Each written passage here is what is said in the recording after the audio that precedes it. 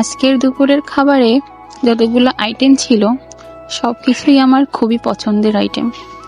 আর এগুলো আমার এতটাই পছন্দ, আজকে যেন খাওয়ার সময় এত ভালো লাগছে খাইতে, তা ভাষায় প্রকাশ করা যাবে না।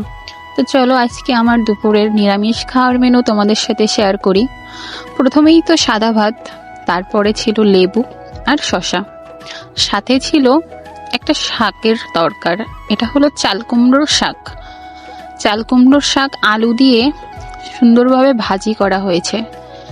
এত দারুণ টেস্ট চাল কুমড়োর শাকে।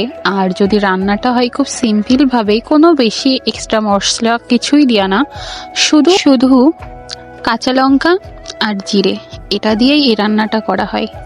আর এত দারুণ হয়েছে খেতে। দেখো ভাতটা কত সুন্দর সবুজ হয়ে গেছে, আর এমন সবুজ সবুজ ভাত খেতে আমার খুবই ভালো লাগে।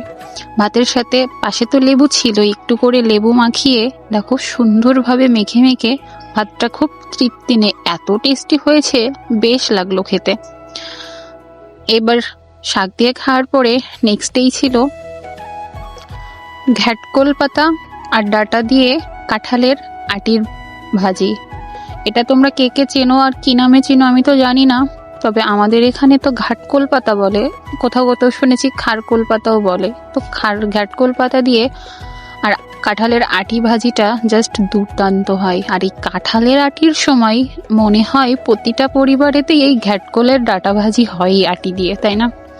আর এত দারুণ ছিল, বললাম না আমার একটু শুকনো টাইপের খাবার খুব পছন্দ। আর আজকের দুপুরের খাবার মেনু আমার এত পছন্দ হয়েছে যেন আজকে সব দিনের থেকে বেশি ভাত খাওয়া হয়ে গেছে। ঘ্যাটকোল তো একটু কচু জাতীয় খাবার, তো এতে লেবু ছাড়া খাওয়াটা খুব একটা জমে না। সাথে লেবু নিয়ে খুব সুন্দরভাবে মাখিয়ে ঘাটকোল দিয়ে আর কাঁঠালের আটি দিয়ে করা এই ভাজিটা এত দারুণ লাগছে খাইতে। দেখছো কালারটাই কত সুন্দর, তাই না? আর লাস্টের ছিল আলু ভাজি, খোসা শুদ্ধ আলুটা ভাজি করা, খুব সুন্দর মচমচ করে, একদম ক্রাঞ্চি টাইপের একটু কড়া ভাজি করা। আর সাথে ছিল ডালের চচ্চড়ি। এই কম্বিনেশনটা আমার মোস্ট ফেভারিট। নিরামিষ আইটেম রেগুলার খাই, তবে তার ভিতরে আমার মোস্ট ফেভারিট কম্বিনেশন হলো ডাল চচ্চড়ি সাথে আলু ভাজি। ও এত দারুণ খেতে, আমার না এখনো স্বাদটা জিভেতে লেগে আছে, অমায়িক লাগে খেতে। তোমরা যারা যারা খাওনি একবার আমার কথা শুনে খেয়ে দেখো, ডাল চচ্চড়ির সাথে আলু ভাজি এত টেস্টি লাগে, এত স্বাদ।